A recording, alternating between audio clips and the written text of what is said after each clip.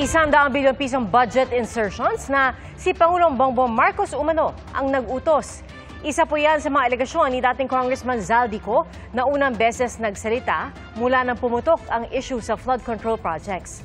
Bumalta naman ang Malacanang sabay hamon kay Ko na umuwi na sa Pilipinas.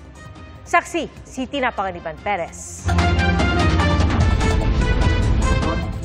Hindi na ako mananahimik. Sana po ay hindi nila ako mapatay bago ko mailabas ang lahat.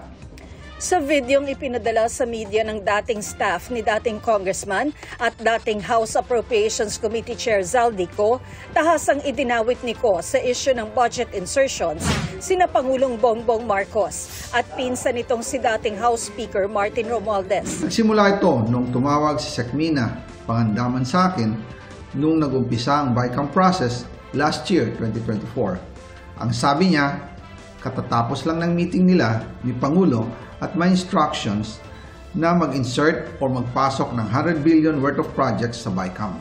Hindi raw direktang nakausap ni Ko ang Pangulo. Ipinaabot lang daw ang utos sa pamamagitan ni Budget Secretary Amenah Pangandaman.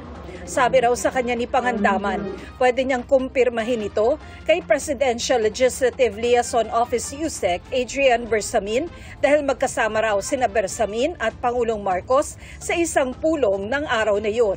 Tinawagan ko po agad si USEC Adrian Bersamin at tinanong ko kung may instruction nga ba ang Pangulo na magpasok ng 100 billion during their meeting. Ang sabi niya ay totoo nga po. Right after our conversation, tinawagan ko po si dating Speaker Martin Romualdez at nireport ko ang instructions ng Presidente to insert the 100 billion projects. At sinabi niya sa akin, what the President wants, he gets. Sa isang pulong sa Aguado Building sa may Malacanang, kung saan naroon din daw sina Pangandaman, Romualdez at Justice Yusek Jojo Cadiz, binigay raw ni Bersamin kay Ko ang listahan ng mga proyekto. Kasama rito ang mahigit 81 billion pesos na halaga ng construction at rehabilitation ng ilang kalsada, slow protection structure, flood mitigation structure at flyover. May hiwalay ring listahan para sa halos 19 billion pesos na alokasyon para sa iba't ibang programa. Tinanong ko po si Yusek Adrian kung saan galing ang listahan. Ang sagot niya, galing kay PBBM mismo at binigay niya ito mula sa brown leather bag. Nung sinabi po ni Yusek Adrian Bersamin, yung brown leather bag, naalala ko noong nasa Singapore kami right after the elections, May 2022, sa Hilton Hotel, kami ni dating Speaker Martin and PBBM habang pauwi at pabalik ng Pilipinas, hinabol ng PSG ang brown leather bag at ang sabi ni PBBM, maiwan na lahat, wag lang ang brown leather bag. Kaya naniwala ko na utos talaga ito ng Pangulo.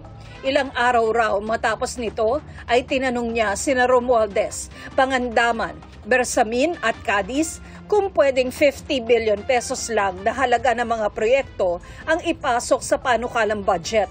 Ilagay na lang daw sa unprogrammed funds ang natitirang 50 billion pesos. Total Office of the President din naman ang nagpapalabas ng unprogrammed funds. Kung buo raw kasing isisingit yung 100 billion pesos, mas malaki na ang budget ng DPWH kesa edukasyon na dapat may pinakamalaking budget alinsunod sa konstitusyon. Pagkatapos ng isang araw, tinawagan ako ni Sekmina at sinabi ang mensahe ng Pangulo. Ipasok ninyo yan dahil pinangako na sa akin ni Speaker Martin yan at hindi na pwedeng baguhin. Kumbaga, ang utos ng hari hindi pwedeng mabali. Again, I informed the Speaker and asked clearance about the instructions ng Pangulo. At ang sabi niya, wala tayong magagawa. Kaya po nagtataka ako kung bakit sinasabi ni Pangulo na hindi niya makilala ang budget, samantalang lahat na binawas at dinagdag sa mga ahensya ng gobyerno ay humihingi ng approval sa kanya si Sekmina Pangandaman. Ayon kay Ko, handa na siyang isiwalat ang lahat ng kanyang nalalaman. Hindi na ako mananahimik, ilalabas ko ang lahat ng katotohanan. May resibo, may ebidensya, at may pangalan. Ginawa ko lang ang utos sa akin. Pero ngayon, handa na akong harapin ang lahat. Ginagamit ng administrasyon ang buong resources ng bansa para tumahimik ako. Nauunawaan daw niya ang galit ng publiko sa kanya, pero wag daw sana siyang husgahan agad. Sabi ni Ko, umalis siya ng bansa noong July 19 para magpa-medical check-up sa Amerika. May plano naman daw talaga siyang bumalik pagkatapos ng SONA, pero pinigilan daw siyang umuwi ni Romualdez. Pero habang papauwi na ako, tinawagan ako ni dating Speaker Martin Romualdez at sinabihan, "Stay out of the country. You will be well taken care of as instructed by the President." Noon naniniwala pa ako sa kanila, kaya't hindi ako bumalik. Tumikom ang aking bibig, sumunod ako, pero ang hindi ko alam, ang ibig pala nilang sabihin sa aalagaan ka namin ay gagamitin ako bilang panakipbutas sa kanilang kampanya laban sa korupsyon. Ginawa nila akong poster boy ng kanilang sariling kasinungalingan. Hindi malinaw kung saan at kailan ni-record ang video. Si Budget Secretary Amenah Pangandaman na itinuro ni Ko na siya umanong nagsabi sa kanya ng utos na insertion ng Pangulo, mariing pinabulaanan ang alegasyon. All appropriations ordered by the President is already in the National Expenditure Program. That is why it is called the President's Budget. We respect and strictly follow the budget process kung ang Pangulo ay may kinalaman dito. Logic!